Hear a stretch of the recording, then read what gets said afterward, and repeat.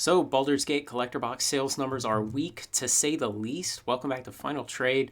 We're going to have our 14-day prior to release day look at collector box sales data, comparing it to the previous two sets, Kamigawa Neon Dynasty and Streets of New Capenna. So, as you can see, only 249 boxes sold on the pre-order up to this date so far, compared to over 600 of each of the previous two sets. You know, a lot of people, myself included, had really thought that WotC can just raise prices with impunity and people will keep buying. Basically, that the price elasticity of demand was very low, that everybody would just buy no matter what the price. And man, does this say otherwise. The average transaction price on TCG Player of these data for the Baldur's Gate boxes is $273 compared to the $214. Just kind of interesting that it came out to the same for both of those previous two sets. But you can see the overall amount of money transacted was basically half. And so, you know, WotC is going to have a better margin on these Baldur Gate boxes simply because they are selling them at a higher cost to the distributors, and it is the same product in terms of the amount of cardboard in it. So the margins are better, but they are probably not twice as good as the margins on Streets of New Capenna and Kamigawa were. And that's what they would have to be. They would have to be getting twice the margin in order to do half the sales and come out better. And so, you know, it's interesting, but the counterpoint to all of this is that basically they are going to sell every box they print. We know that. Eventually they will sell them because the market will eat them up slowly or quickly. It's just a matter of how long it takes. So it may be that the boxes are not selling now, but they will start to sell more later. But definitely interesting to see what it's done to the sales rate compared to the previous two sets. You can see this jump here of the yellow line, which is Baldur's Gate. This was a bonus buck sale at TCG Player on Thursday. I guess that would have been, the 26th? May 26th. So between the 8% bonus bucks and TCG Infinite and not paying sales tax and the shipping costs rolled in with the cost of the product itself, I ended up buying a case of these Baldur's Gate collector boxes for $234 per box. So you can really get great deals if you put the work in ahead of time.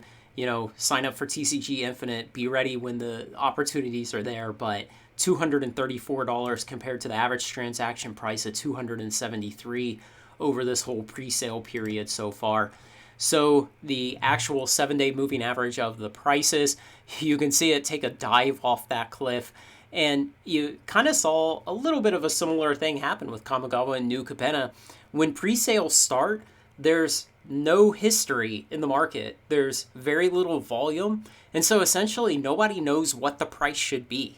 And that's why you don't want to ever be the first person to buy on a pre-sale. You want to wait a little while until it crashes down. And you can see all three of these sets that we've recorded data for so far, all three of them have done the same thing. They've started out a lot higher and then they've crashed down. So, you know, resist the urge to just blindly pre-order too early.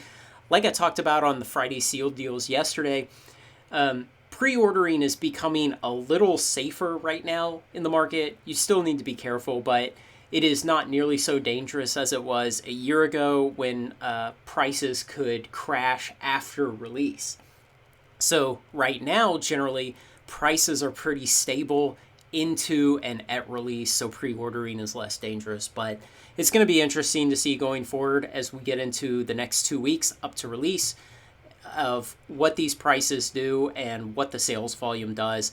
I will definitely say this is lower than I would have guessed. You know, if I had looked at the data for Kamigawa and Streets of New Capenna and been asked, what do you think it'll sell in boxes and number up to the R-14 date, I would have said probably 400. And so, you know, to see it's only 249, it's less than half, man, that's disappointing, but the prices are higher. People feel squeezed by inflation. And I think a lot of players are kind of rightly having a bad attitude that, hey, prices are going way up right now, and what am I supposed to do? Just keep buying? But remember, if you're just an investor, you don't really care what the price is. If you believe that it's going to make as good of returns as product historically does, then these can cost $10 a box or $500 a box. What you're thinking about is compound annual growth rates, which are percentages, which basically just act on whatever your basis cost is. So, it's really the players and the collectors that get hurt by these price increases the most.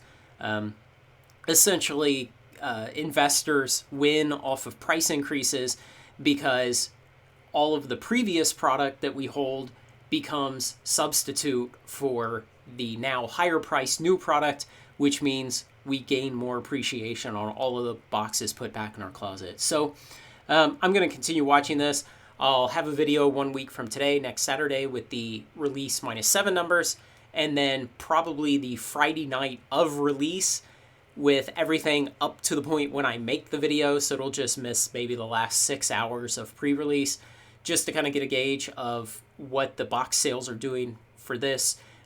This is the same thing I did for Kamigawa and New Capenna. I plan to do it for every set going forward.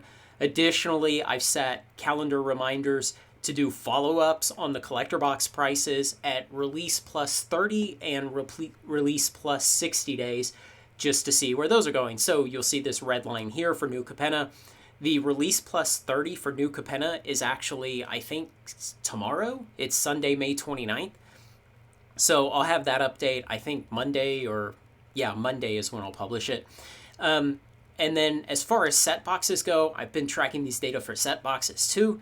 And I don't really think it's so interesting to see what set boxes do prior to release. Collector boxes are a much more interesting product with that respect. So for set boxes, I'm just going to do a analysis at release date +1, and then release date +50, and release date +100, just to kind of see the long-term trends of set boxes. Mark Rosewater said a few months ago that set boxes are outselling draft boxes at this point. We know WotC is going to push us more and more towards set boxes as time goes on, just because there's less cardboard and it sells for more money, so the margins are much, much better for WotC. And I think that's a more interesting thing to monitor. Plus, my research and polls I've done on my YouTube channel, things like that, show players are just favoring set boxes, and it's a value proposition. It's the greater number of rares and mythics for the price. Let me know what you think, what else you want to see, any other data analysis. These are just data from TCG Player that I just rip off of their pages. Nothing really special, and it comes with all the caveats that I'm missing all of eBay, all of Channel Fireball, all of the other marketplaces that are available in North America. So, take it with a grain of salt, but it is interesting, definitely, to see these numbers as a result of these numbers. Let me know what you think. Like, comment, share, and subscribe, and join me on Final Trade. Thanks a lot.